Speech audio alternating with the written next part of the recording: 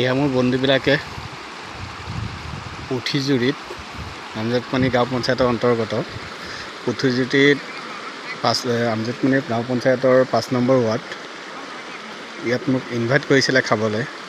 সিহঁতে এয়া মাংসৰ যোগান ধৰি আছে আৰু ইমান এটা সুন্দৰ পৰিৱেশ, মানে আপুনি কাশ্মীৰত থকা যেন অনুভৱ হ'ব। এইটো চাওক, তাৰ এটা সামগ্ৰিক পৰিৱেশ মই দেখুৱাই আছোঁ আপোনালোকক। চাওক, অলপ লেতেৰা হৈ আছে, কিন্তু এইটো চাফ চিকুণ কৰিলে ইমান ধুনীয়া এটা পৰিৱেশ হ'ব। এইটো চালেই গম পাব যে ইমান কি পৰিৱেশ এইটো। তাৰপিছত ইয়াত এটা ঝৰ্ণা, পানী ঝৰ্ণা দেখিছে নহয়, ইমান ধুনীয়াকৈ সৰু সৰুকৈ বৈ আহিছে কাৰ্বি আংলঙৰ পৰা।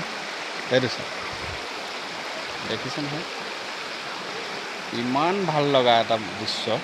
এইটো চাওক, পানী ধুনীয়াকৈ বৈ গৈছে, ঠিক আছে। আৰু বন্ধুবিলাকে সেয়া মাংস বনাই আছে, ভাতটো হ'ল।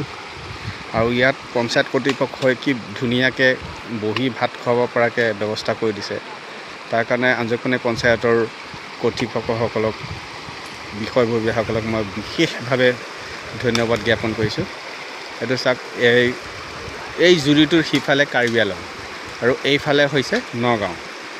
এইফালে নগাঁও, জুৰিটোৰ এইফালে নগাঁও, মানে আমজেকপানী গাঁও পঞ্চায়তৰ অন্তৰ্গত এইখন 5 নম্বৰ ৱাৰ্ডৰ হেৰি।